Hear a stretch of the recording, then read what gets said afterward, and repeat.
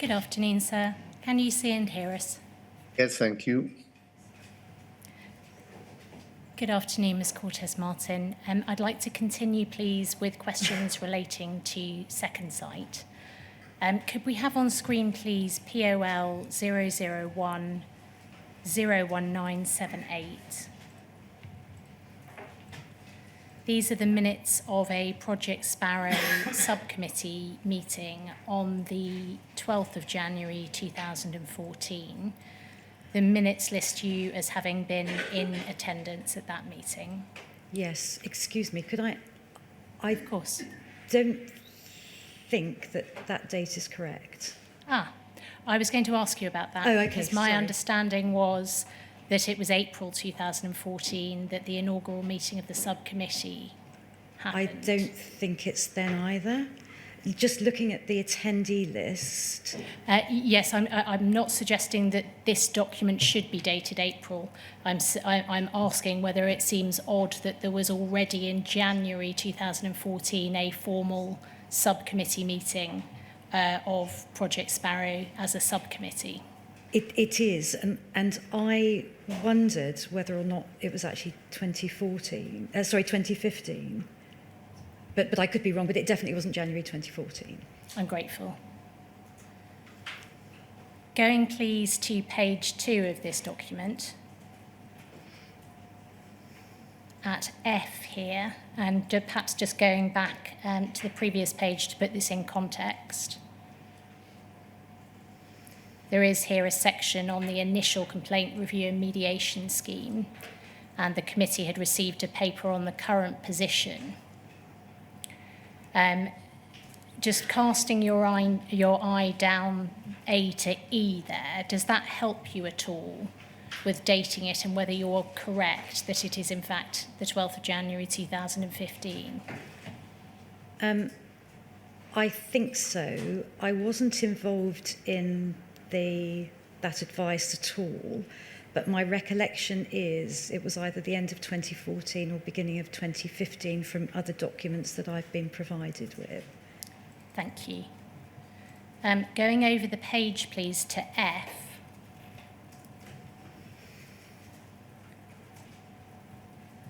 We have here post office and an individual applicant, thus reducing the likelihood of a successful JR. The committee discussed second site and their part 2 due to be finalised in April. The committee agreed that the business was unlikely to be able to stop this report from being produced. Can you help with why the subcommittee reached the conclusion that the business was unlikely to be able to stop this report from being produced?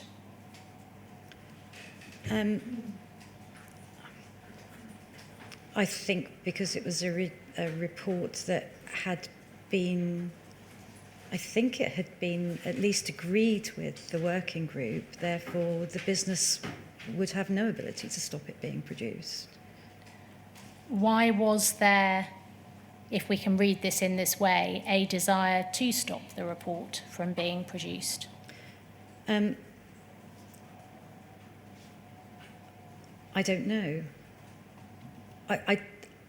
I can't explain that sentence in the minutes. I can't imagine that the committee would have, why the committee might have thought that it was possible.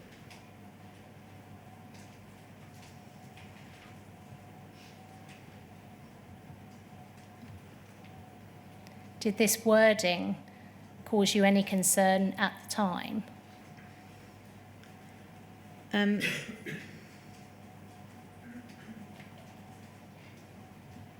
I don't know whether or not I would have seen the minutes. But do you recall that sentiment being expressed during discussion? No, I don't. No, I don't. Could we have on screen, please, POL 00116535?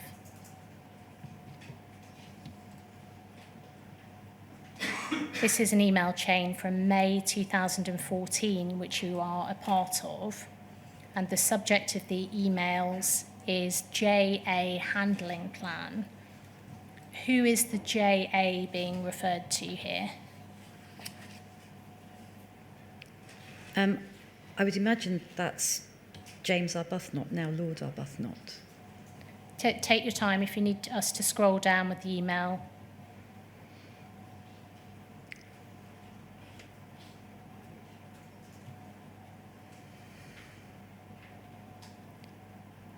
And perhaps if we can just Could you just scroll down a bit?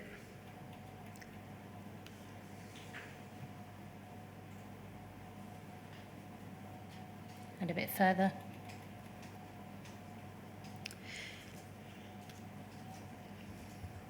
And if we can keep scrolling down, please, just to give the context of the email below. See there, what we need to factor into the above is JA meeting with Paula. Does that help? It doesn't particularly, but the only JA I can think of is James Arbuthnot, I'm afraid. Okay. Can you help with why he would need handling?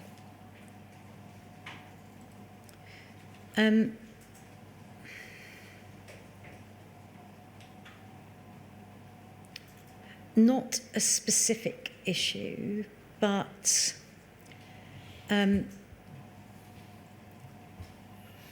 Arbuthnot, as he is now, was considered to be a very important stakeholder, and anything that Post Office did in relation to Second Sight or the scheme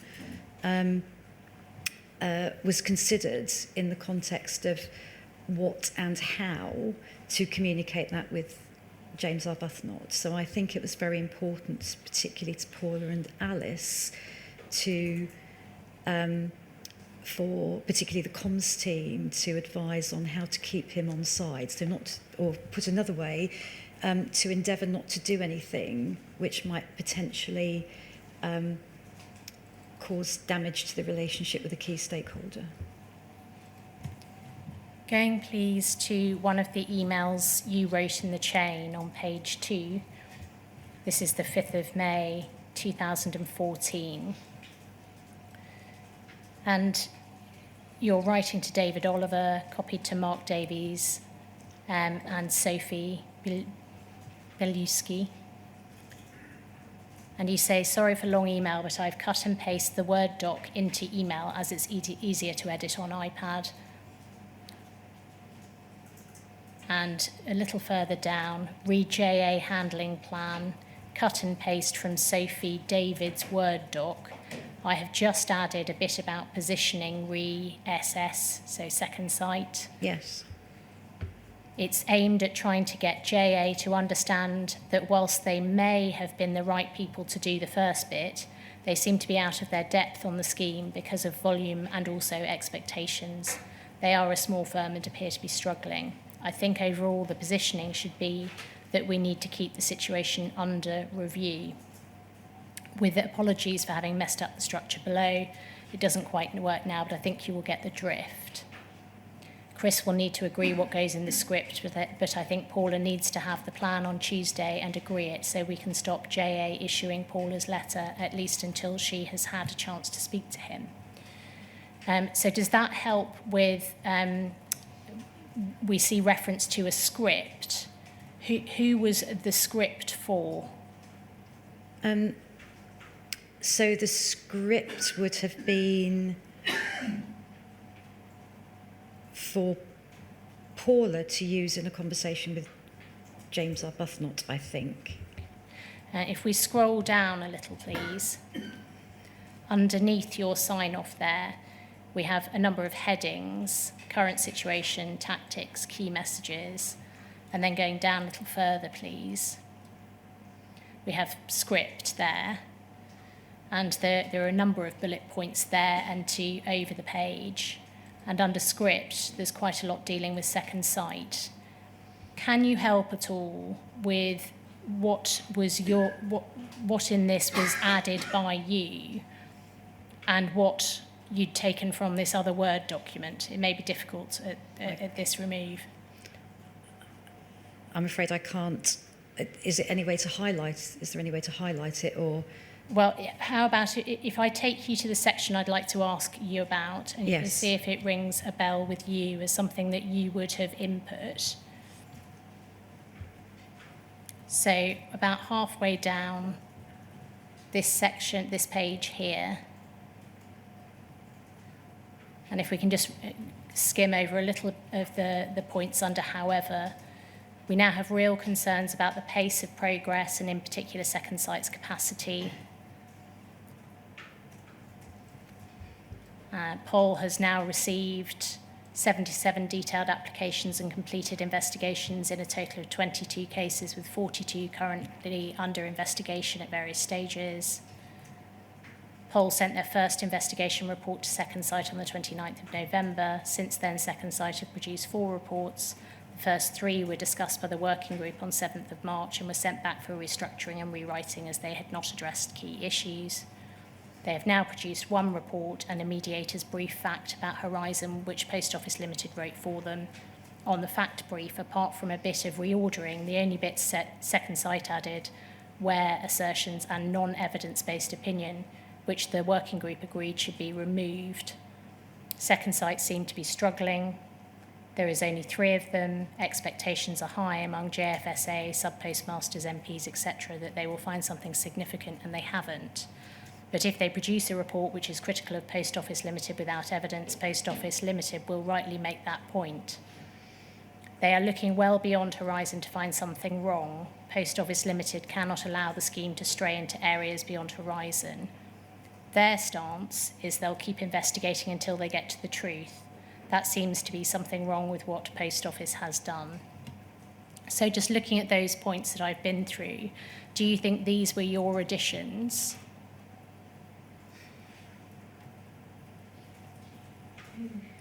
I can't recall. I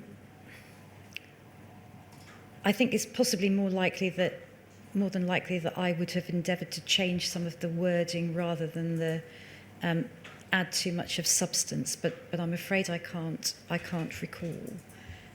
Okay. Just focusing in on the comment, their stance is they'll keep investigating until they get to the truth.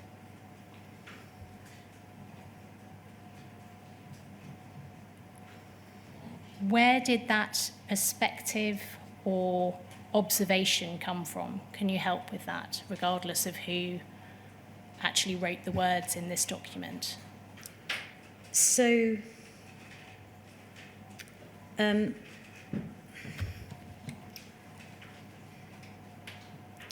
I think there had been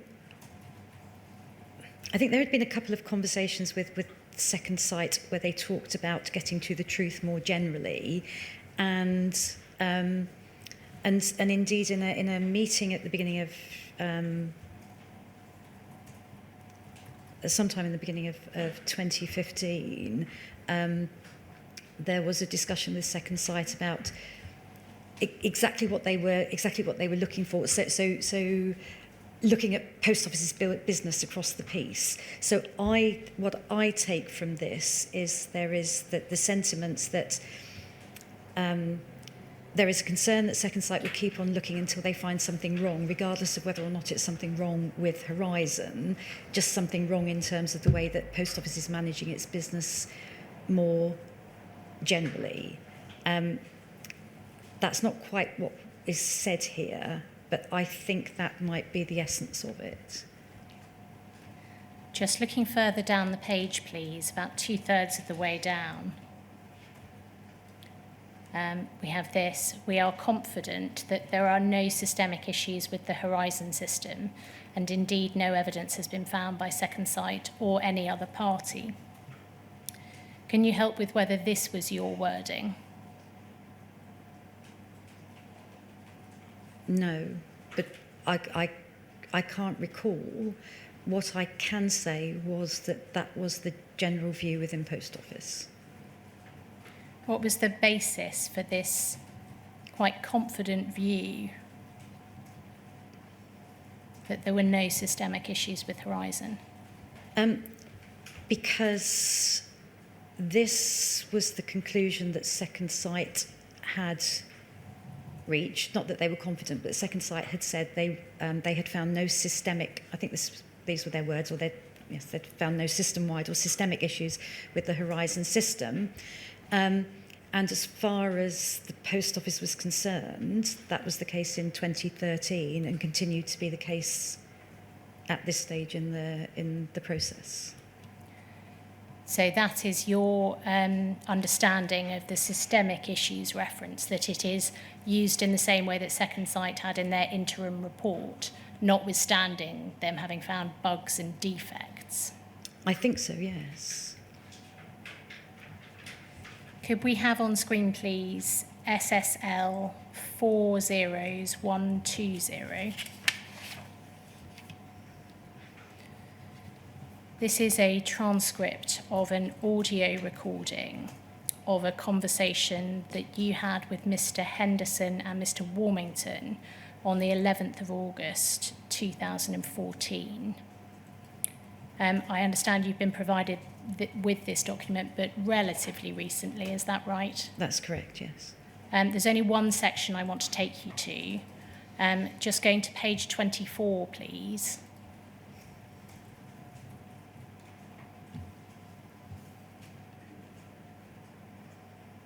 And scrolling down the page, please. The last entry here, Ron Warmington, who says, "Okay, Belinda, I tell you what, how we can characterise this discussion. It is the antithesis of what I was assured by the Chief Exec and Chairman, which is our work we pledged to you, because I said I wouldn't take on the job unless they agreed to this, is to seek the truth as to what has happened, all right? The characteristics of the conversation we are having are one of litigants, one against the other, trying to defend their case. It's perfectly acceptable and perfectly normal, but a search for the truth would have been far less an effort to protect the organisation from an attack, but more a sort of volunteering of what the entire background was." Do you recognise any truth in this?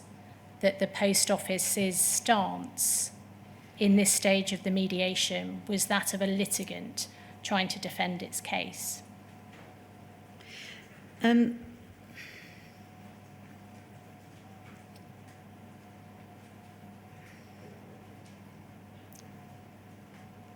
I think that as the focus of the scheme in the view of the Post Office was around particular cases as opposed to Horizon across the piece, or indeed the business of the Post Office as a whole, I think that could perhaps characterise in some part the position of Post Office. If I make it clear at the beginning of this conversation that I'm only having the conversation with Second Sight because this all arose in August and pretty much everybody was on holiday. So I think I make I say at the outset, I'm speaking on behalf of Post Office, and I think I was having the conversation in the absence of Chris, who was away. Therefore, I was that doesn't mean to say that I'm not owning the statements I made, but I was putting Post Office's view across, and I would say that to some extent, Ron is correct. Whose view were you putting across? I understand it's the Post Office position, but who had made you understand that to be the way Post Office was approaching this? So I can't say that it was, as with many of these things, I can't say necessarily that it was anybody's particular view. I can't name somebody who said this is the way that we're going to approach it. What I would say is that this is the way that the approach was developing. Not as, I don't think quite as noticeably as Ron was saying, but that was certainly how they felt about it.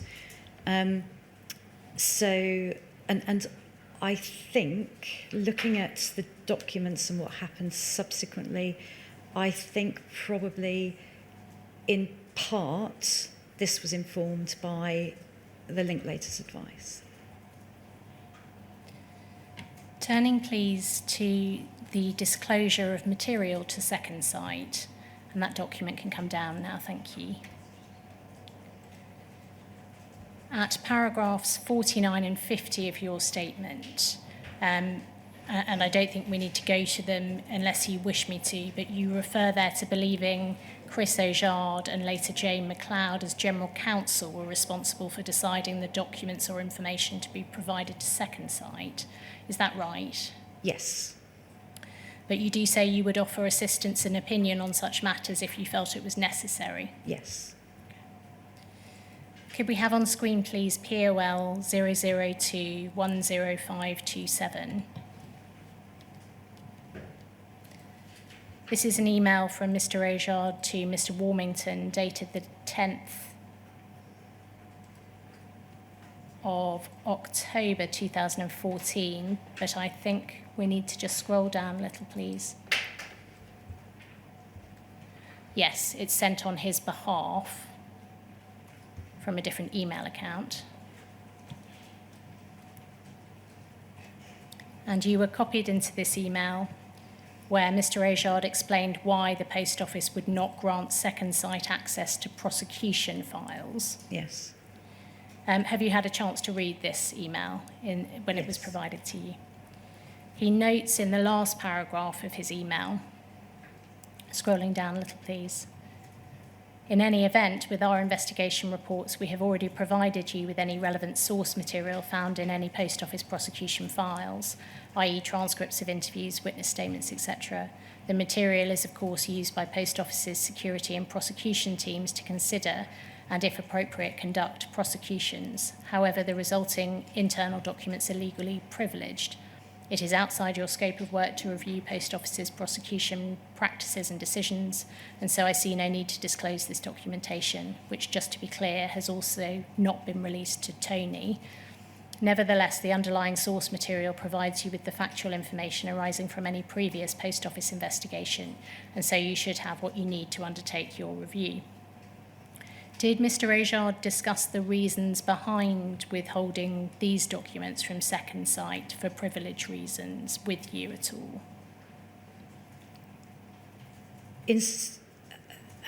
No, I knew this was his view, but he didn't seek my opinion or advice on it, particularly because these were legal documents and matters of legal privilege were broader than I think my knowledge or understanding. Could we have on screen, please, POL 002-14354?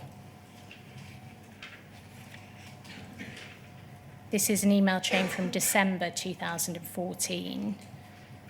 And on the 10th of December 2014, you emailed Mr. Ojard, forwarding an email from Mr. Parsons regarding Second Sight's questions for Post Office to inform the Part 2 report.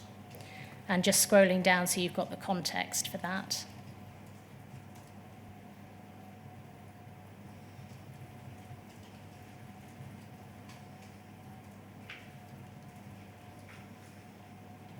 We see in that bottom email, Mr. Parsons refers to some sensible questions. There is also a massive fishing expedition for information that does not address issues raised by the applicants. And scrolling back up, please, to your email. And you say, Chris, you need to have a look at this. It's Second Sight's list of questions to inform Part 2. You will see that this is a pretty considerable fishing expedition, which includes a lot of general requests. We will need to do a formal response setting out where we are not providing information, for example, the contracts, investigation procedures, but grateful for your view on approach before I start this. Can you recall now why you considered the requests to be a fishing expedition? I appreciate we're not looking to the detail of those, but does this ring a bell with you at all as an issue? It does, insofar as there had already been I think a number of exchanges and and conversations within Post Office about the extent to which Second Sight might ask for either raw or base data, or a lot of general information that didn't relate specifically to an application. And so it was already, I think, the view that had been set out to Second Sight, I think probably in relation to the 2008 emails. And so that was the context in which I sent this email. Could we have on screen, please, the last document I want to go to on disclosure? It's POL 001 02245.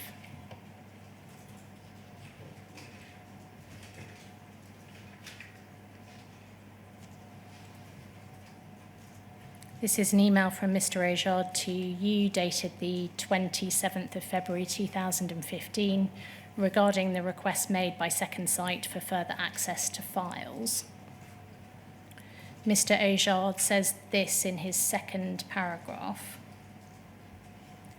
Access to files was originally granted before my time in relation to an entirely different assignment, the broad terms of which were agreed with Second Sight in June 2012.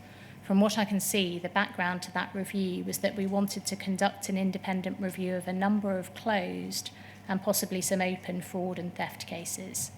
That review, or a variation on it, was undertaken before the working group was formally established, and although it is hard to pinpoint the precise end date, it would seem to me that it did not survive beyond the publication of the so-called spot reviews. It also seems to me that it was conducted for our benefit, although it was expressed to be an independent review. For this reason, more liberal access was granted to our internal records, etc., than is fitting in current circumstance. Rod is doing a more detailed technical note explaining the reasons why. What was your understanding of, or do you recognise at all, this reference to Second Sight's initial involvement being conducted for Post Office's benefit? No. Was this something that you noted with any surprise at the time on reading this email? No. No. Could you show me the date of it again? Of course, scrolling up, please. It's the 27th of February 2015. And it's in the context of a request from Second Sight for further access to files. So it's on the question of disclosure. Right. And what this second paragraph does is to refer back to disclosure that was previously given for, on the basis of the author's view, a different purpose. And that purpose being, although it was expressed to be an independent review, it seems to me it was conducted for our benefit. And the suggestion here is that because it was for Post Office's benefit, more liberal access was granted to internal records than in the circumstances of the scheme and this date and time. So I don't recall this. The reason I'm hesitating slightly is until I watched an evidence session last week, I don't think I'd have had any idea what this was referring to, but I think I do now.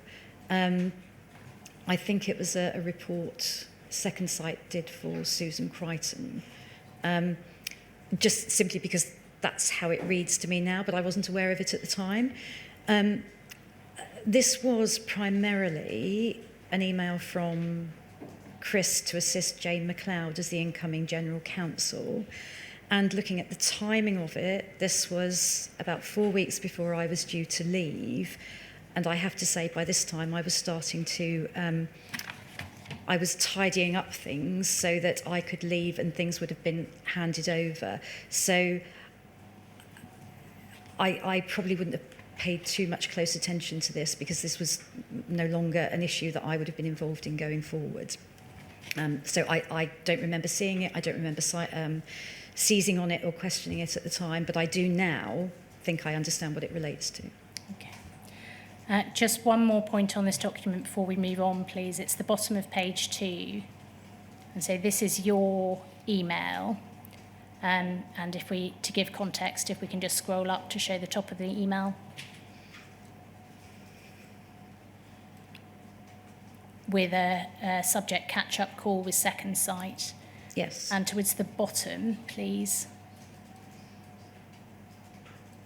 the penultimate paragraph gives a note, and you refer to colleagues who are due to meet with them may also wish to note a marked change in tone and behaviour in recent weeks, notably from Ian. Is that Ian Henderson? He is much more aggressive, accusatory, defensive in tone than our previous experience. I would speculate that this frustration because they are still struggling to find a smoking gun and feel the weight of expectations from others to do so, especially after the Select Committee. The change is marked and it is worth keeping in mind ahead of next week's meetings. What was the reason that you came to this view on the cause of Mr. Henderson's frustration, that they couldn't find a smoking gun? It was speculation, nothing more than that. So I had felt on numerous occasions that the expectations on Second Sight were great. I do realise, in view of what's subsequently come out and what's subsequently known, that this, what I'm saying now may sound rather odd, but at the time in Post Office, I still detected a level of confidence in the Horizon system, and but Second Sight were under pressure to find something that hadn't previously been found, and that was the reason for my speculation. Turning briefly to the closure of the mediation scheme, you deal with this at paragraph 96 of your statement. That's page 47. If we could have that on screen, please.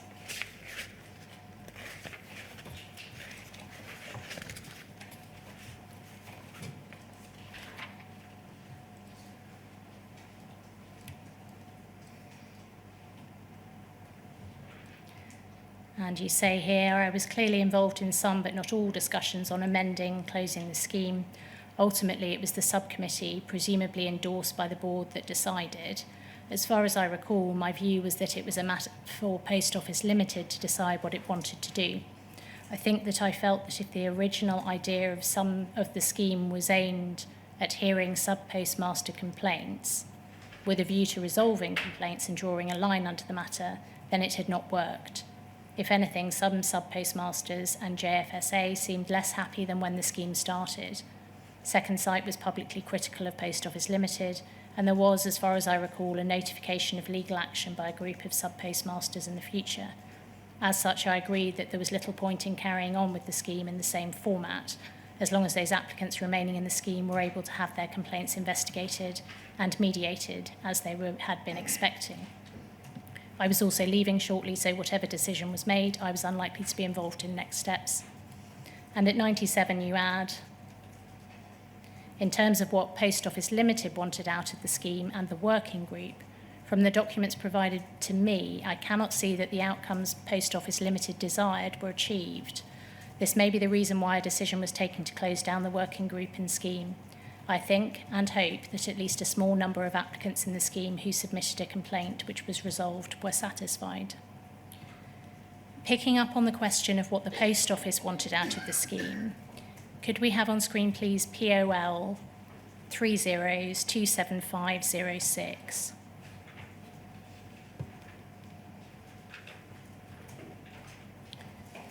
This is the Executive Committee agenda for its meeting on the 19th of November 2013. You do not appear to have been present at this meeting. But I'd like to ask you about one part of a paper which appears to have been presented by Chris Ojard. We can see the first item on the agenda is the update on Horizon, and especially the draft settlement policy for the mediation scheme. The paper starts on page 2.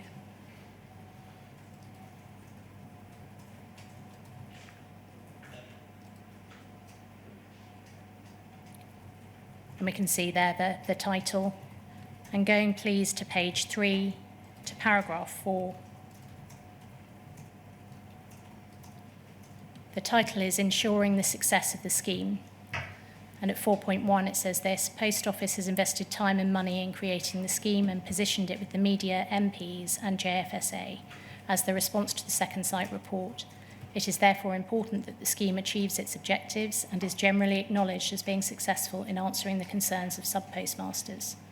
From the Post Office's perspective, the scheme will have been a success if, when it has completed, first, the media, MPs and JFSA consider the scheme fairly investigated and, where appropriate, addressed the sub-postmaster concerns identified in the second site report, even if there is disagreement over the outcome of individual cases.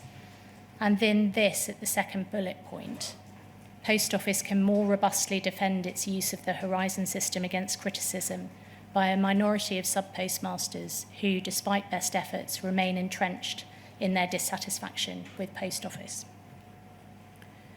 Were you aware that one of the Post Office's desired outcomes for the scheme was to robustly defend its use of the Horizon system against criticism?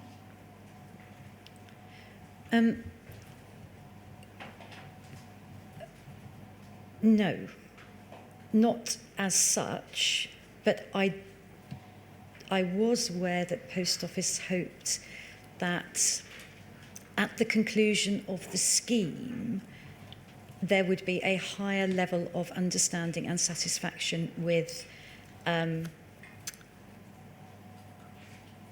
maybe that's, so definitely I did not know that this was to allow Post Office to more robustly defend the Horizon system in those terms, but I did think that Post Office would feel that they had undertaken a thorough investigation of the complaints that had been raised, and if nothing had come out in relation to Horizon, then there would be less dissatisfaction with Horizon. I'm really sorry, I haven't answered that very well, but that is a stark outcome is not my understanding, but probably something more nuanced was my understanding. Was the Post Office's stance to defend Horizon throughout the mediation scheme?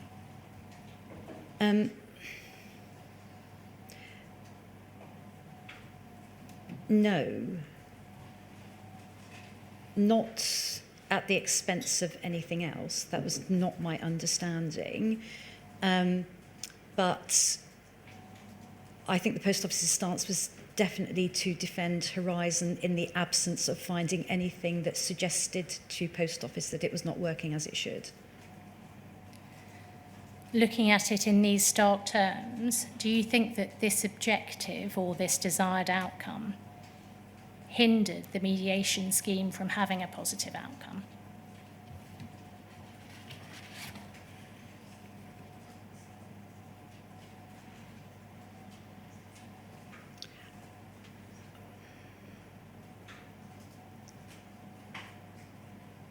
I'm not sure that I can answer that question.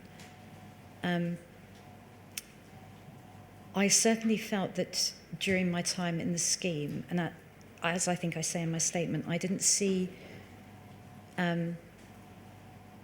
often have cause, by virtue of my role, to look at the investigations, but my understanding was that Post Office had an answer for everything.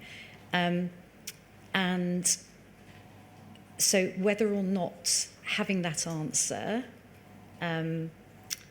actually stopped a more open-minded approach to Horizon and its faults, I don't know. Like I said, I struggle to answer that. What I did feel from my position inside the scheme, and that's the processing of the scheme, was that a huge amount of effort went into making the scheme as good as it could be. But that might be more a process point than anything else. That can come down now, thank you. Just one final matter from me. In answer to one of my questions this morning, you said that it was a matter of regret that you didn't challenge Andrew Parsons' suggestion that the importance of the Rose advice be downplayed. You suggested, and I hope that I'm right in characterising it as such, that this was among many regrets. What are the other regrets you were referring to?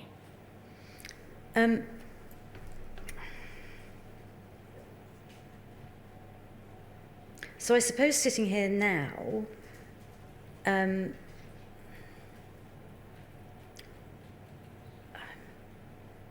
I regret not digging down deeper into some of the issues that clearly passed my desk, because had I done so, I might have asked more questions. I can't guarantee, because this whole issue continued well after I left, that it would have made any difference. But it's quite, looking at the documents this far after the event, I've looked at a few and thought, I could have done something differently with that, and maybe that would have made a difference. What the perspective I don't get on this is looking at what my inbox would have looked like and other things that I would have been doing, particularly preparation for a working group at any given time.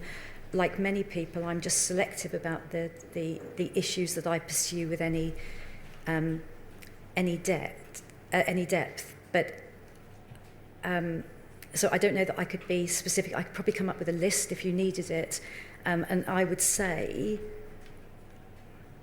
regretting being involved in it any way at all is my biggest regret, if I'm honest. So those are all the questions that I have. Do you have any questions before I turn to call participants? No, thank you, no. We have some questions from Mr. Jacobs first and then from Ms. Page, and I think that is it. Right, thank you. Good afternoon, Mrs. Cortes-Martin. Ms. Cortes-Martin, I hope you can hear me well enough. I represent a large number of sub-postmasters who are call participants in this inquiry. I want to ask you about Project Sparrow and the disbanding of the working group. Could we go to a document, please, POL 000-21908? While we're waiting for that to come up, I'll tell you that this is an email that Andrew Parsons of Bond Dickinson wrote to you, copying in Mr. Williams and Mr. Matthews on the 9th of February 2015. And we'll see it starts, Belinda, a few thoughts below on the Sparrow paper. Now, we know, of course, that you were the programme director of Sparrow, and we also understand that around about the February 15 time, there was a Sparrow meeting, and there were suggested amendments to the mediation scheme raised at that meeting. Is that? Yes. That's right.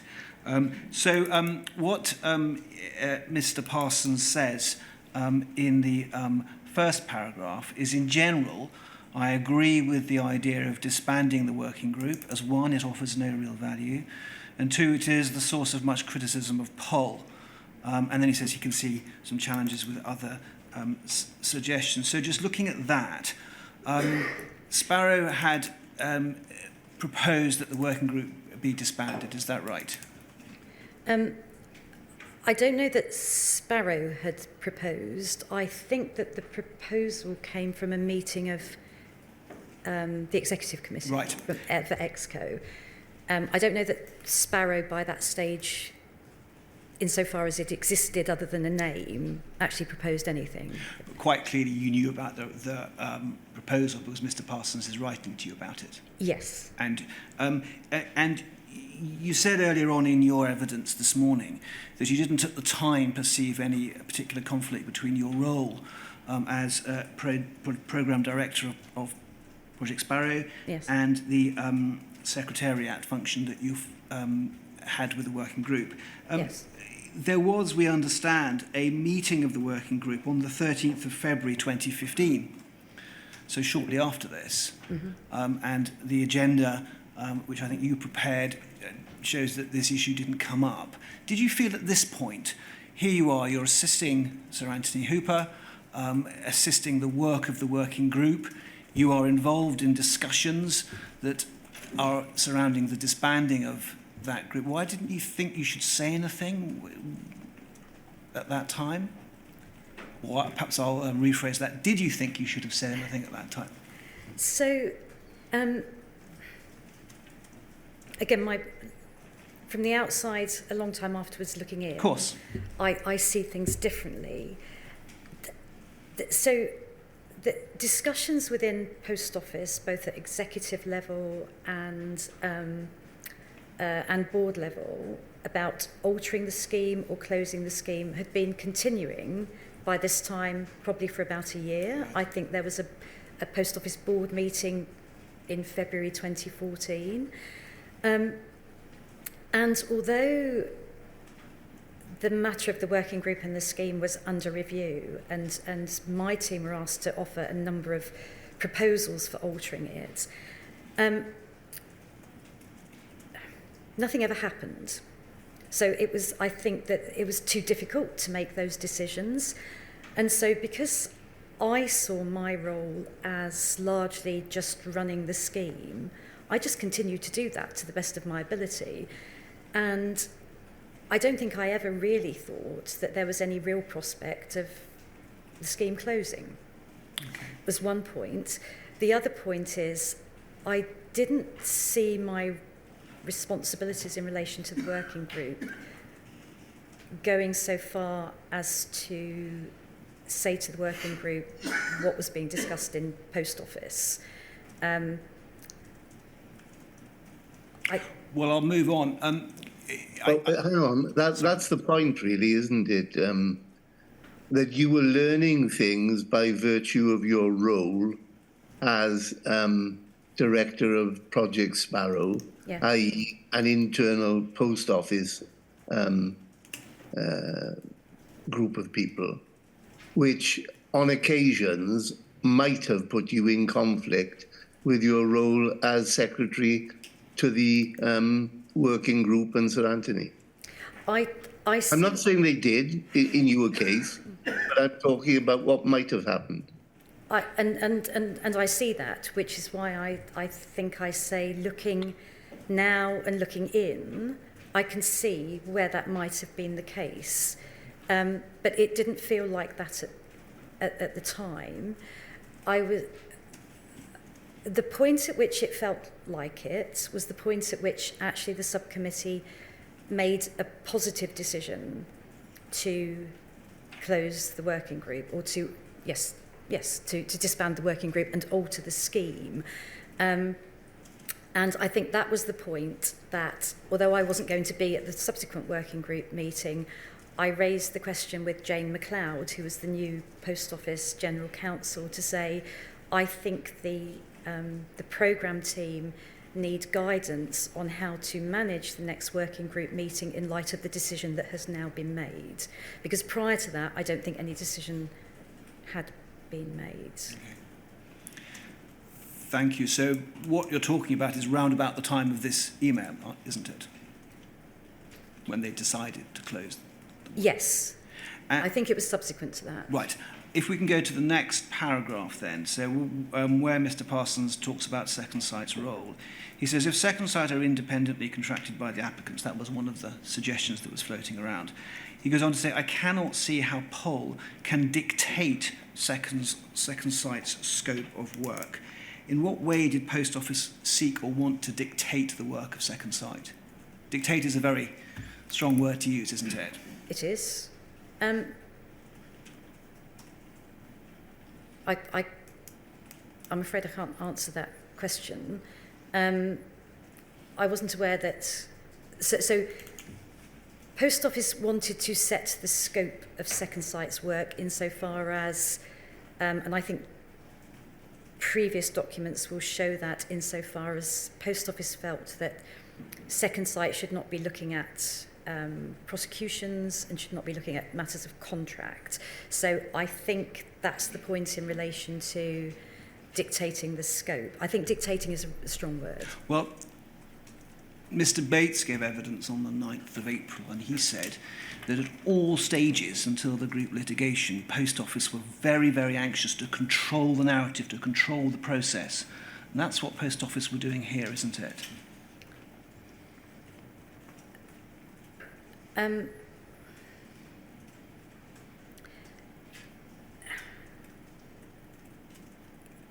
In terms of...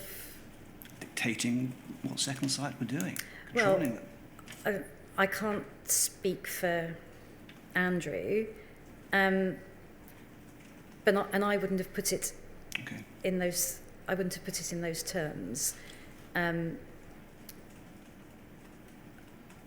So I'm afraid. Sorry, I can't no, that's help quite you right. more on that particular point. We'll move on to the next paragraph, where Mr. Parsons says, similarly, without direct control over Second Sight's scope of work, it will be very difficult for Poll to stop applicants aggregating their funding to pay Second Sight to produce a Part 2 report. So what Mr. Parsons is telling you here is that the Post Office need to control the process, control Second Sight, because we don't want Second Sight to produce their final report, because Post Office will not like what Second Sight are going to say. That's the point, isn't it? I think so, yes. So this is an attempt to control the process, isn't it? Well, I think it's Andrew's view of what Post Office might do to control the Post Office, if that's to control Second Sight. I don't know that can be said to be Post Office's view, because I'm not aware of that. And I'm also not entirely sure why Andrew felt the need to send it to me rather than to send it to the authors of the report. And I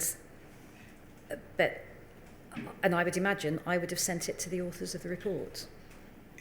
Well, moving on to the bottom of page 1, the paragraph that begins, I wonder, it's just before the section mediating all non-criminal cases. So Mr. Parson also then says to you, I wonder whether Poll would be better keeping Second Sight under direct contract, and then without the working group, Poll could more easily dictate Second Sight's work, i.e. stopping Part 2 and focus on cases. This has the advantage of narrowing Second Sight's role whilst maintaining more direct control. Now, my question to you is, Mr. Parsons isn't an outlier here. These aren't sort of wild suggestions. This is part of the discussion that's going on, and you were part of it. Can you comment on that and what Mr. Parsons says, please? So, I'm not sure. As Mr. Parsons has only sent it to me, it seems to me as though he's hazarding a view, but he's not entirely sure whether or not how that will sit within the Post Office. Therefore, he's only sending it to me. Andrew was involved in anything to do with the scheme and other issues throughout the whole of my time on the scheme. So he was very much involved. I don't know that his views always prevailed or always represented the views of Post Office. I read this as him saying this is what Post Office could do. I didn't feel that this seems to me to be quite extreme in terms of what Post Office might have wanted to do. Let's move on then to the last part, mediating all non-criminal cases. So Mr. Parsons goes on to say, mediating all non-criminal cases, of course, means mediating lots of hopeless cases. Mediating unmeritorious cases raises applicants' expectations unfairly and may, in fact, create greater animosity and complaints. Certainly that was my experience from, and he names one of the cases.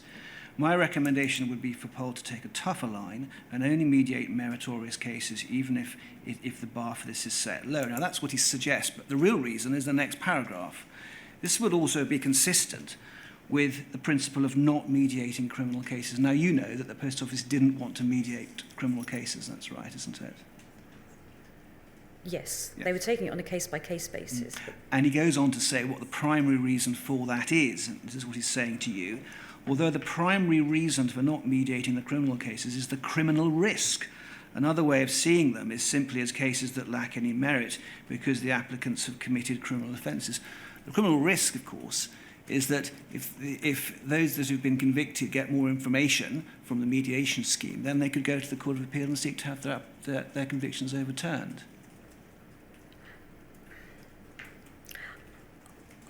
I can't account for Andrew's views, and I don't really want to try. I think, but in terms of your last point, the cases that had been subject to a criminal prosecution were entered into the scheme, those that applied, and they were investigated and they were provided with information. I'm not sure that the mediation as such would have made any difference to the information that was given. Very well. Well, finally then, last 2 points on this letter. Mr. Parsons says, taking a stance that Pole will not mediate on meritorious cases has the advantage of carving out more cases as well as avoiding the criminal cases without having to base this on unattractive legal risk argument. So Post Office didn't want to have to say we don't want to mediate criminal cases because it might transpire that there were miscarriages of justice. They wanted to be able to say, well, because they're not meritorious. So I think I have to refer to my previous answer, and that is I can't speak for Andrew, but also I think he's making it clear that this is his view or a recommendation, and particularly on matters of criminal prosecutions and what could and couldn't be achieved, that is an area that I would try to avoid in any event because I'm not a criminal lawyer and I don't understand enough to be able to speak with any sort of competence on it.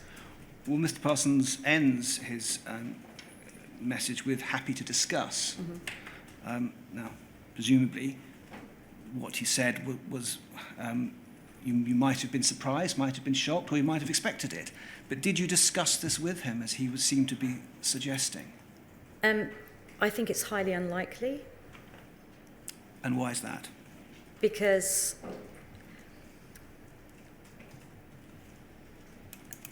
this particular discussion about the scheme came out of a conversation at EXCO, I think, and it was based on the drafting of a paper for the board, the subcommittee, and the paper was drafted by Jane McLeod and Mark Davis. So if anybody wanted to discuss this with Andrew, it would have been for them. I would imagine if I did anything with it, I would have sent it to them. This was the 9th of February 2015. Now, I know that you left and you retired on the 31st of March 2015. So this would have been right at the end of your career with the Post Office. Do you remember this? It was at the end. It was, quite a significant letter to you. I don't. So there have been one or two emails that I've seen in the bundle that Andrew has sent to me, and I've not been entirely sure why he sent them to me or just sent them to me. This is in that category. But definitely by this stage, these were issues for EXCO and the subcommittee, and I wouldn't have engaged with Andrew over I mean, I can't guarantee, but I can't imagine picking up the phone and discussing this with him. Insofar as I might have had a conversation with him, I might have said, do you want me to just send this to Jane and Mark? So I have some more questions on the question of suspense accounts where Miss Cortes-Martin was involved. I know at the time, I don't know if you would wish to take a break now or continue. No, let's hear you out, Mr. Jacobs. I'm sure we can do it reasonably swiftly, and then we may take a break. Indeed. Could we go to POL 000400805?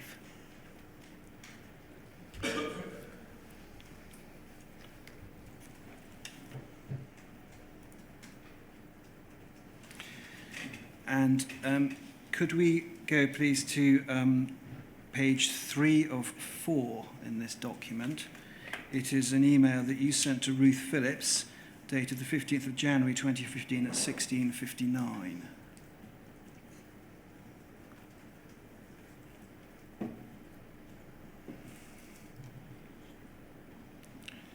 So scrolling down, please.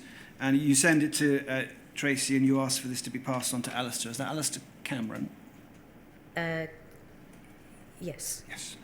And you say, Dear Alistair, I understand that Chris Ojard has spoken to you about the discussion at yesterday's working group meeting of the complaint and mediation scheme. For some months, Second Sight and the independent chair of the working group, Sir Anthony Hooper, have been asking for information on the operation of Post Office's suspense account.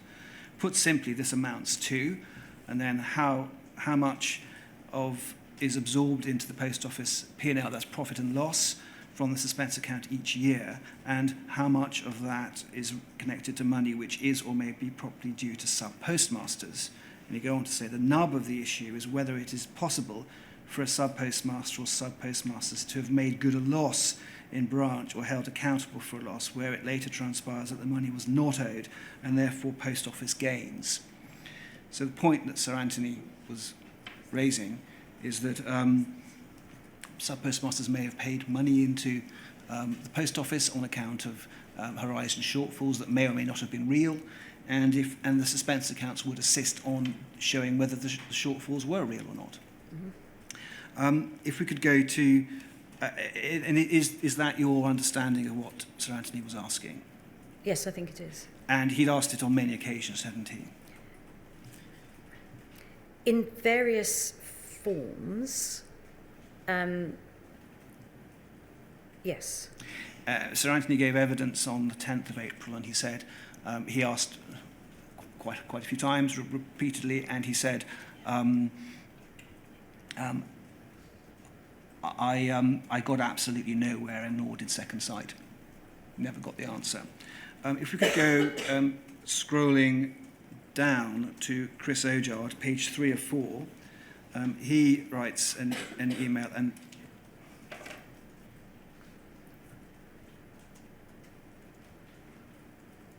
here we go. 16th of January 2015, 8:08. So on the same issue, he's saying, as you will see, I really need someone from your team who's technically switched on raise suspense accounts and can handle themselves in front of an adversarial audience. As you can imagine, I'm concerned that we give Second Sight no more information than is necessary to address the narrow proposition that money that is missing from an SPMR account is somehow taken into our suspense account and then appropriated to our P&L, profit and loss. So Mr. Ojard was very resistant to giving information to Sir Anthony and to Second Sight. Is that right? That's not my understanding or the way that I read this. Okay. I think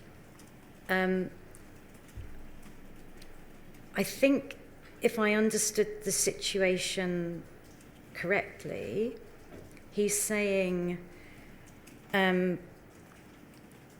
he doesn't want to give Second Sight any more information than necessary to address that narrow proposition, which I think was Sir Anthony Hooper's proposition. Okay.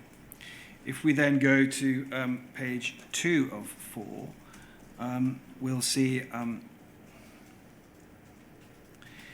that there was a suggestion that Rod Ismay addresses this point. Do you see, you wrote an email on the 16th of January 2015, and you said, I understand you're both speaking with Rod today about suspense accounts. So the proposal was that Rod Ismay would discuss this with the working group? I'm not sure if discuss it with the working group or Second Sight. Right. Can I say something about the suspense please do. account issue? So the suspense account issue, and as with some other issues, were issues that I was involved in coordinating. So there were conversations, some of which I wouldn't have been involved in terms of how to get the information required. So my interest in this was that this information needed to be provided. It was a matter for Post Office to determine what information it provided. If Post Office didn't provide all the information that second site needed or Sir Anthony Hooper wanted, then that needed to be a matter of record and Post Office would have to deal with that. But my involvement in this was trying to coordinate activity so that by the time of the working group, if that was the deadline, this information had been provided. Well, one last document to show you is POL 0002172. And while we're waiting for it to come up on the screen, I can say that this issue, you were involved in this issue prior to this, back in July or August 2014, weren't you?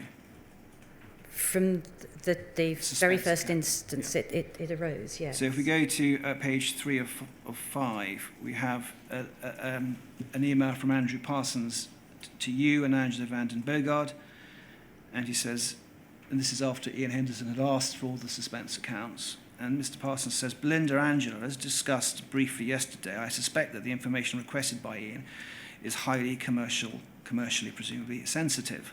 It may also be that the figures in question are quite high, and this may then be portrayed as if there are significant sums each month that can't be reconciled with Pol's accounts. The inference from this is that Pol's processes accounting systems are flawed given the volume of discrepancies.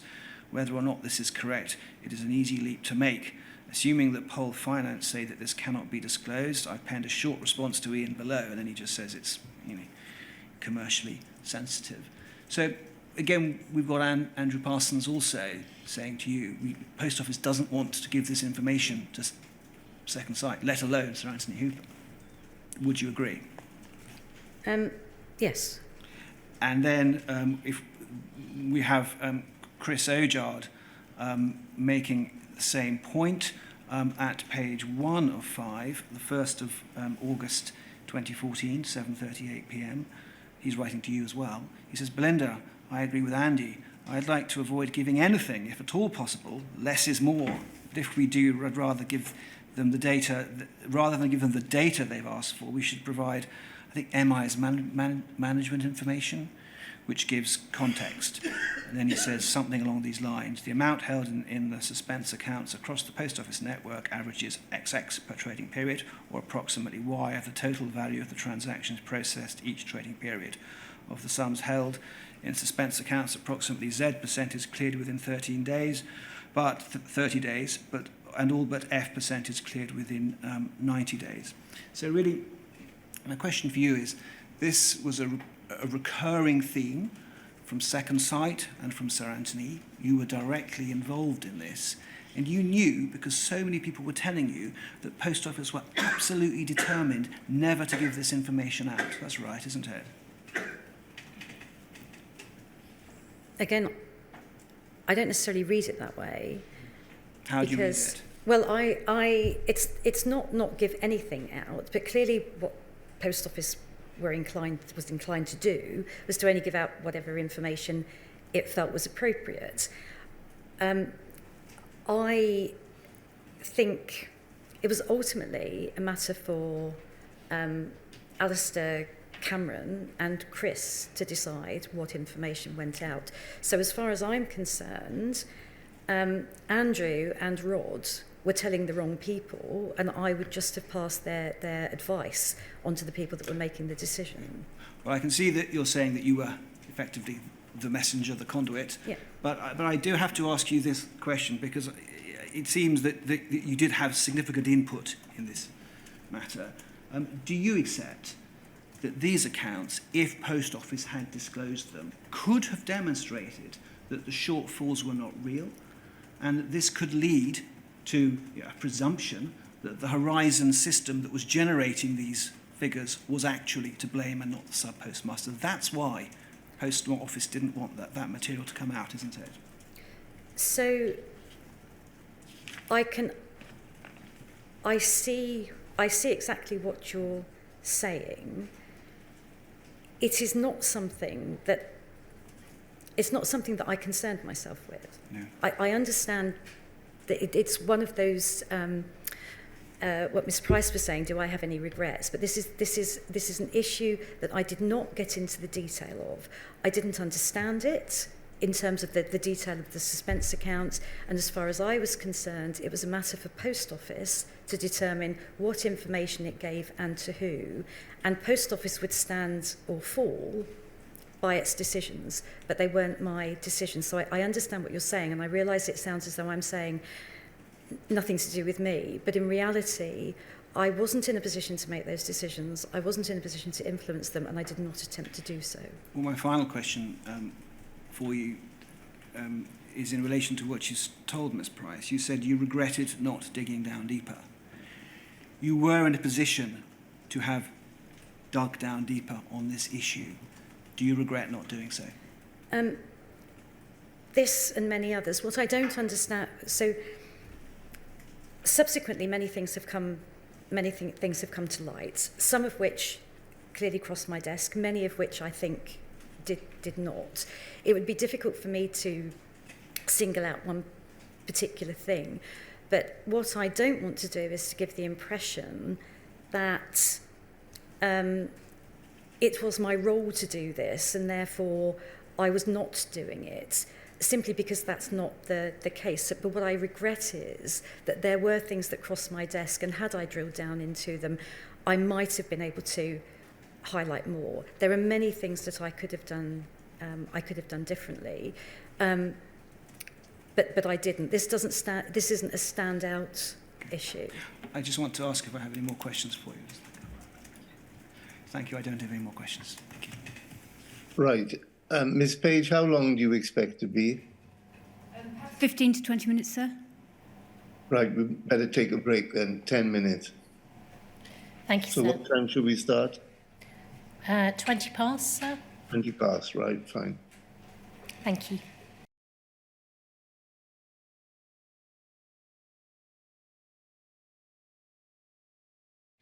Hello, sir. It's over to Ms Page. Yeah, fine. Where did your loyalties lie during your period working for the Post Office?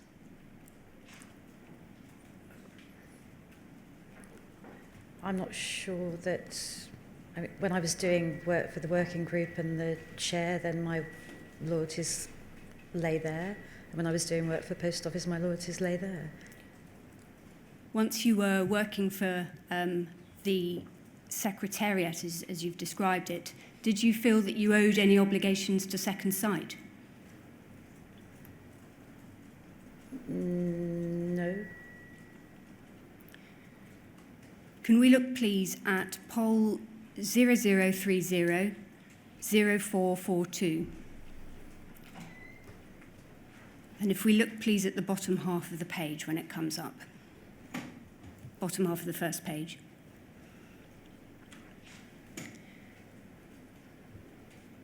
So on the 22nd of October of 2013, that's not long after you began. That's correct. You say to Angela van den Boogaard, Angela, I said I would do a note about how to move to a place where Second Sight are able to leave the working group and allow Post Office take over sole responsibility for the investigations. That's pretty clear, isn't it?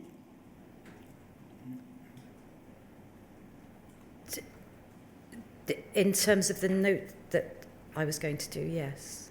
So you were asked to look into moving Second Sight out of the working group altogether and allowing Post Office to take over sole responsibility, yes?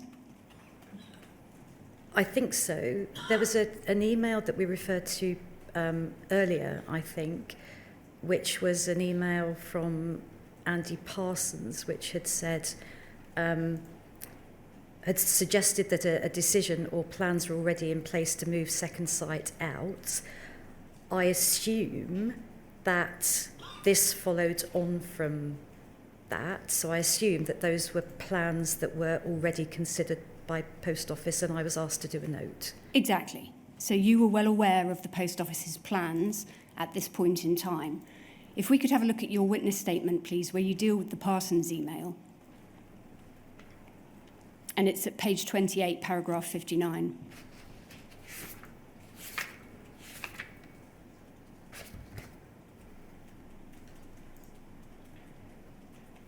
Yes. We'll just wait for it to come up on the screen.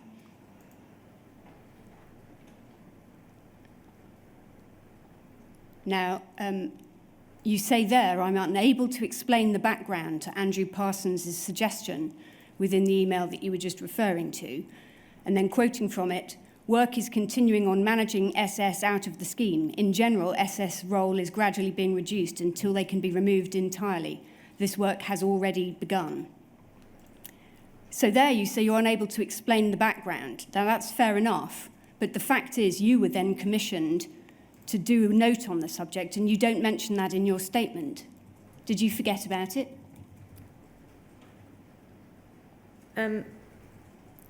I don't remember being asked to do it, but I had seen it, the email that you referred to earlier was in my document, in my document pack.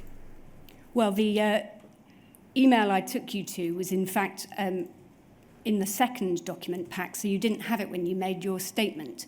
Had you forgotten about it when you made your statement? Well, I definitely didn't recall it. Well, in any event, the combination of these emails, thank you, the statement can come down, makes it plain that you knew from the outset that Post Office wanted to get rid of Second Sight, didn't you?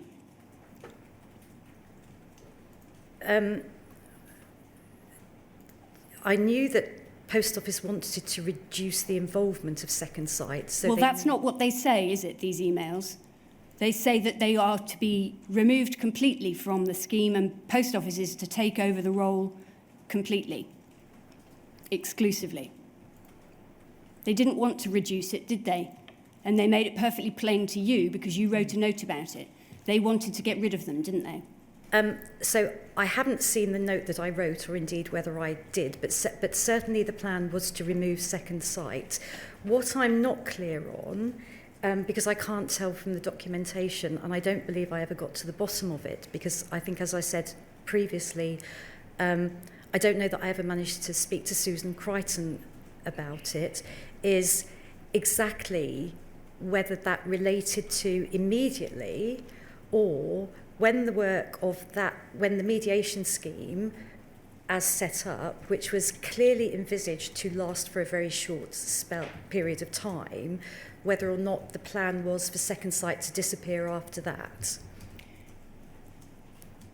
Miss Cortes-Martin, this set the tone, didn't it? This was the first thing that you were asked to do, more or less, and it made it plain that your loyalties were with Post Office, and if there was a disagreement between Post Office and Second Sight, your loyalties would be with Post Office, wouldn't they?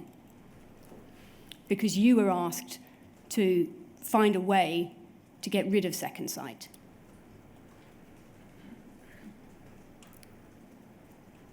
So I don't know that I had loyalties to anybody, but but Post Office were responsible for the scheme, and if Post Office wanted to run the scheme in a particular way, as far as I was concerned, that was a matter for Post Office. I didn't have any particular loyalties to Post Office or Second Sight.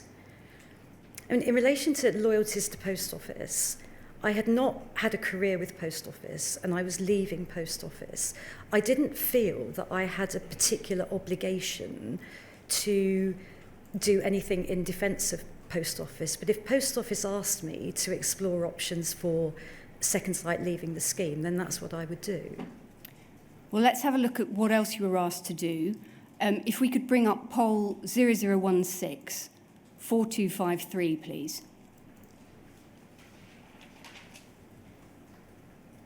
This email chain is from December of 2013.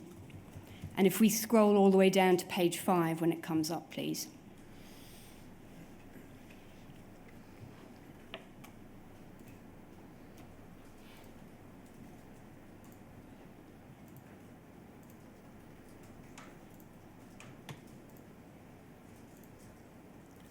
So if we just scoot down a little bit further.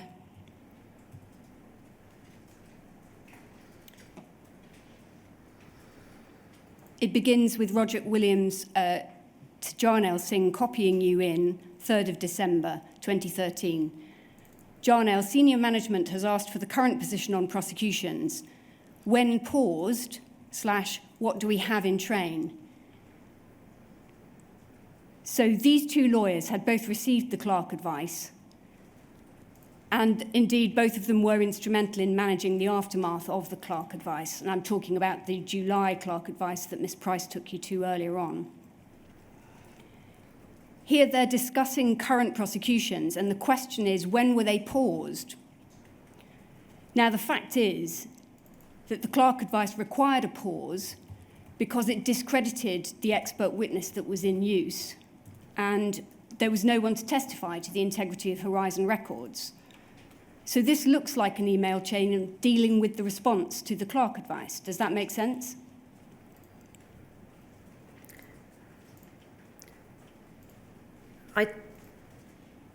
If it was, I wasn't aware of it. I think it was an email chain to get information to inform a board paper. Indeed, we'll come to that. If we go up first, please, to page 3.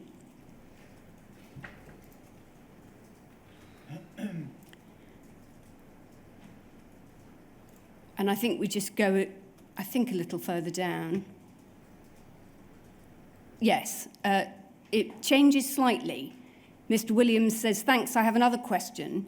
Do you know who was responsible for prosecuting cases before separation? In whose name were the prosecutions brought? Who was the prosecuting authority? And who would ultimately be responsible if a prosecution was found to have been improperly conducted? And again, you're copied in. Yes? Yes. So we're now moving to past prosecutions. Having talked about current prosecutions and when they were paused, it's now looking at past prosecutions.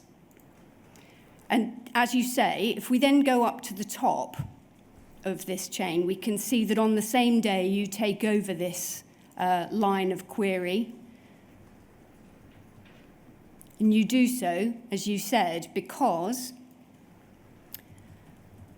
you've been asked to deal with an action. And you tell them, I now have the actual action from the board. And you give a deadline. And then you say the action is, the board asked for a note from the General Counsel explaining who was named in past prosecutions and the liability for the business and individual board members.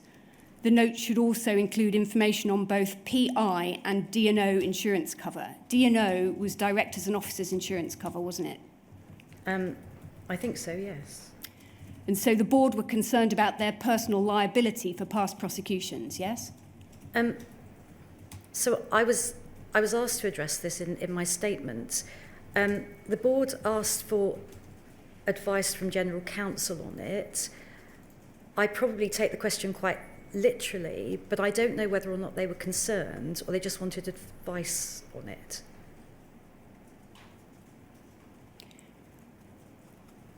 Is that really your answer? Are you suggesting that the directors wouldn't be concerned if they were seeking advice on their personal liability for wrongful past prosecutions?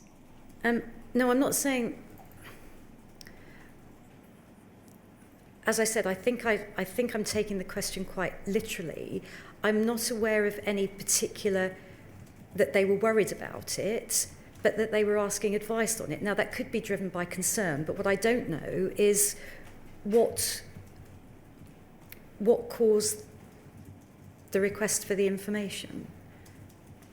Well, surely you would have found this out from Mr. Singh or Mr. Williams, the two lawyers who had begun this email chain and who could have given you the answer.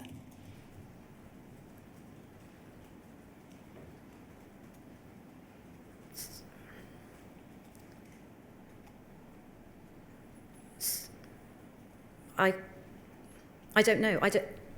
You weren't curious, I see.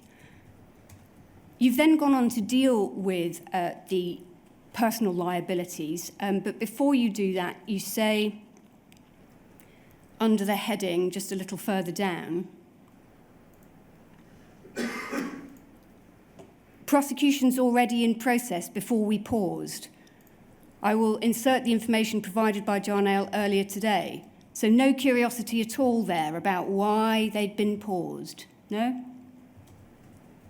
So my understanding was that prosecutions had been paused because of the scheme.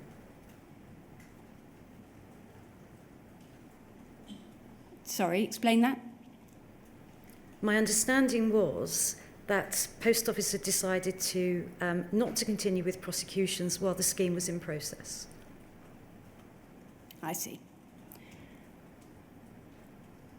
You then go on to deal with the liability for individual board members in a little detail. I won't take you through that. But what happens next is on the 6th of December, there's a further email chain, and it's poll 0019 8765.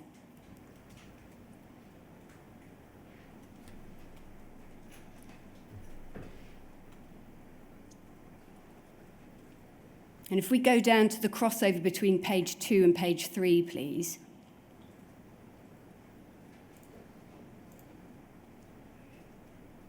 Yes, thanks. Sorry, just a little further up again.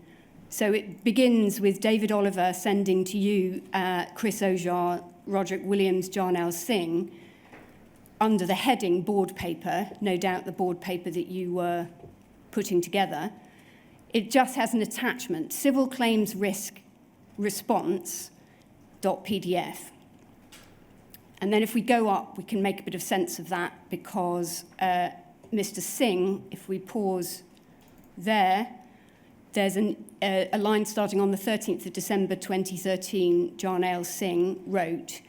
We can then see what he writes. He says, having read the Bond Dickinson note, and that's evidently the one which was attached to the below email, I was concerned that the likelihood of action being brought had not been assessed. Accordingly, I asked Cartwright King to review Bond Dickinson note. I attached senior counsel Simon Clark's response, which clarifies the issues. And so evidently he has attached a further advice. Now, first of all, that tells us that the Bond Dickinson note was one which, as far as Mr. Singh was concerned, didn't cover the likelihood of action having been brought against board members, yes? So this is dealing with, both of these advices are dealing with actions potentially being brought against board members. Yes? I'm not entirely sure. I'm sorry, but at an early stage in the process, I was asked to pull together a board paper, the outline of which, or the action I was given, and the outline of which I would have discussed with Chris. David and I attempted to pull together the board paper. I didn't analyse the various facets of it. I was just interested in populating a board paper for Chris to sign off. Well, let's see about that, because if we go up, please, to the bottom of page 1,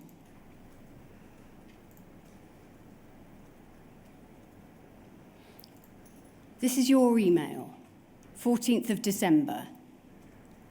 Thanks, Jarnell. This is very helpful and does, I think, clarify the position very helpfully. Just one question of further clarification from me. In para 4(3), the note says, and then you quote from it, that protection would not be available to an organisation which conducted its prosecutions, quotes, in-house, that is, in Poll's case, using lawyers employed directly by Poll. And you say, am I right in interpreting this as meaning that as Post Office does not conduct its prosecutions in-house, that is, it uses Cartwright King rather than directly employed lawyers, any claim for malicious prosecution would properly stand against Cartwright King and not Poll, provided we follow our normal processes as described in the advice. Now,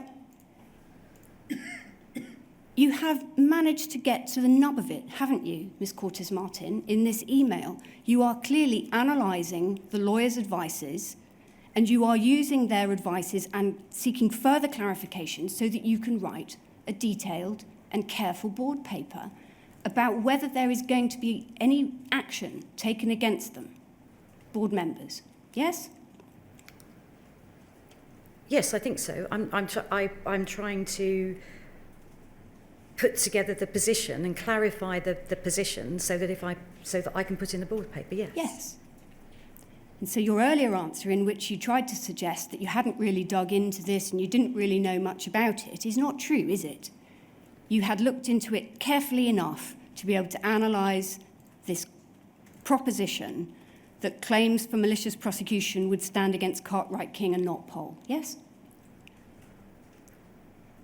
I've looked at it enough to try and make sure that the board paper answers the questions that I think Chris wants it to answer, yes. And you obviously read the advice very carefully. I'm sure in terms of picking out the bit that I needed, yeah. Are you sure you didn't know about the content of Mr. Clark's other advice from July of 2013? So, to the best of my recollection, I was not aware of it. As I explained this morning, so it's clear that it passed my desk, but at that point, I'm as sure as I can be that I wasn't aware of it. Even though that was the advice which generated the board's concerns about past prosecution and the potential for their personal liability for malicious prosecution? I don't know that was the case because I don't know what the board were told about the Clark advice. Is that an answer that you've felt you had to make because you don't want to put the board in it in some way? Absolutely not. I am as keen as many other people to understand who knew what and when. I have seen nothing that suggests either way, whether the board knew about it or not. But I certainly would not say anything to this inquiry to protect anybody. Could we have a look, please, at your statement? Page 25, paragraph 53.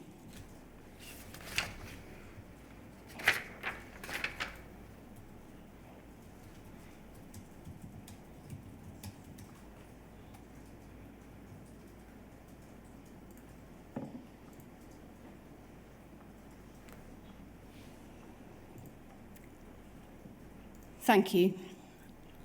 I do not know if any senior managers and/or directors of Pole were concerned about personal liability for malicious prosecution. If it were ever discussed in my presence, I have no recollection of it. Now, we've just discovered, haven't we, Miss Cortes-Martin, that you were deeply involved in advising the board on that very subject, weren't you? Something you forgot about when you made your statement? No, as I said earlier, I took that question very literally, and I didn't know that they were particularly worried about it or if they just asked advice on it. Really? The board, really.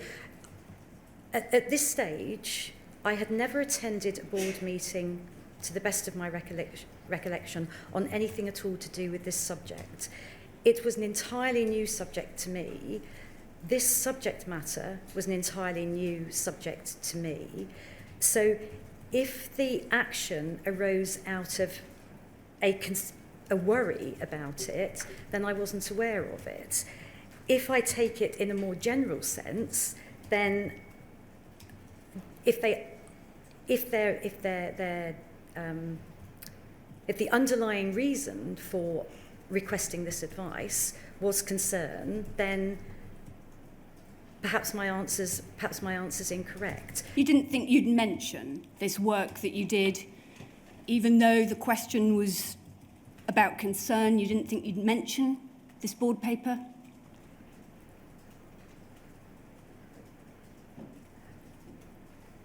No, evidently not. Thank you. Those are my questions, sir. Thank you, Ms. Page. Is that it, Ms. Price? Yes, it is, sir. Just to prolong it for 2 minutes, can you just talk me through how your recollection of how an individual application to the scheme actually got from the beginning to the end, so that I can be clear that I understand it all right? And let me simplify it by letting you know what I think happened, and then you can correct me if I'm wrong, all right? So it would start with Mr. X or Miss Y making an application on a questionnaire, as I understand it. Is that step one?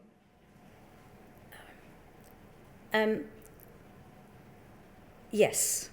Yes, I believe Something that's would have to instigate it. So a sub-postmaster would fill in a questionnaire and send it off to you, or you as the head, so to speak, of administering the scheme. So that would instigate their desire to engage in mediation with the post office. Yeah?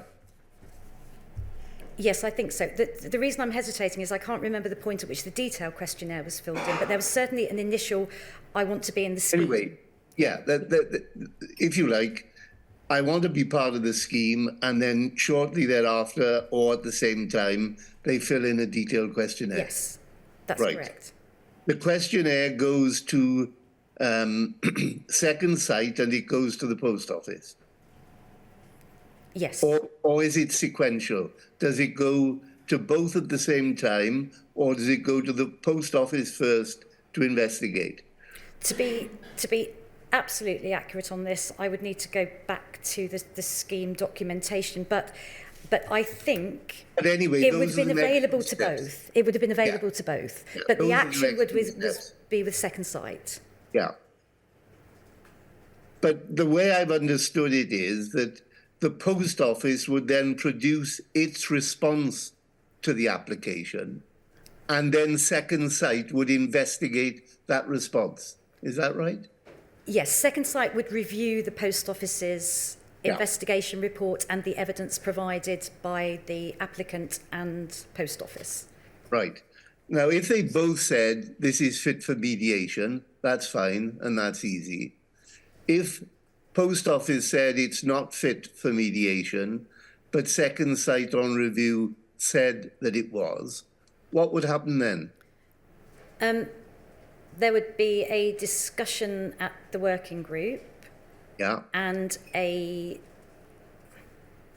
think there were a couple of changes during the lifetime of the scheme, but a decision would be made. If there was no agreement, I think Sir Anthony Hooper would adjudicate insofar as he would say it should be mediated. It would then be passed to... Well, not so fast. So Sorry. if they haven't agreed, so it's discussed in working group. At the end of the discussion, they might still not agree. Yes. In which case, Sir Anthony would say, well, actually, I think I'm with the post office, so it won't go any further. Or I think it should be mediated. And they would abide by his decision. Is that fair?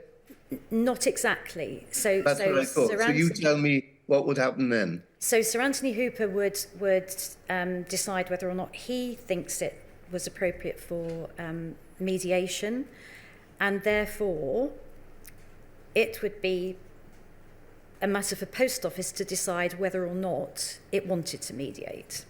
Exactly. Because we're talking about a mediation, not an arbitration. Yes. Fine. So let's assume that against its better judgment, in inverted commas, post office accepts Sir Anthony's recommendation and says, okay, we'll mediate, even though they don't really want to. The next step is to provide information to the mediator, I guess. Yes. And that would be the detailed questionnaire, the post office's response to it, and Second Sight's review of it. Yes. Anything else? Yes. As the scheme progressed, a facts file was produced, which was available to the mediator. And after Second Sight's part, so anything that Second Sight had produced as a generic report would also be passed to Be the part of that. All right. So the mediator gets all that information. Yes. And then on the appointed day, the applicant, either represented or unrepresented, as the case may be, appears, the post office appear, by lawyers, no doubt, and the mediator is present, and a mediation occurs. Yes. And the mediator tries to nudge parties into an agreement, and sometimes it works and sometimes it doesn't. Yes. But ultimately, it only works if both agree. Nobody forces people to do anything unless the applicant and the post office agree on the result. It fails, the mediation fails. That's correct. And so when people talk about having the power to decide, the reality is that the applicant could say, for the sake of argument, I want £10,000, and the post office could say, we'll only give you £2,500, and it could fail, or they could agree on £5,000. Yes. That's the way it went. Yes. Just like any other mediation, in fact, once yes. we got to that stage. Yes. And so, in your experience, of the 150 cases, and I'll ask the post office to give me precise figures, but just so I can get a feel for it now, we know that there were approximately 150 cases. In your experience, approximately how many of them succeeded in the sense there was an agreement? And I'm not asking for a precise figure, just a feel at the moment. So up until the time I left, and I really can't give you a figure, but what I can tell you is that I think CEDA, the mediation organisation, did a report for the working group, or it may have been the select committee, but the figures are set out in that, and it's actually in my evidence pack. There's a document which will give me the precise figures. But they said that the number of fully settled or fully agreed cases was slightly below the average. Okay, don't worry. If you can't, you can't. I'll get it from another source. Well, I'm glad at least I understood the process of the mediation, so thank you very much. So those are my questions, and thank you for making your detailed witness statement, and thank you for giving evidence to the inquiry today. Thank you. So that brings us to an end of today's proceedings, Ms. Price, and it's Mr. Altman tomorrow, is it? Yes, sir, that's correct. 9:45 tomorrow. Right. All right. Thank you very much. Sir.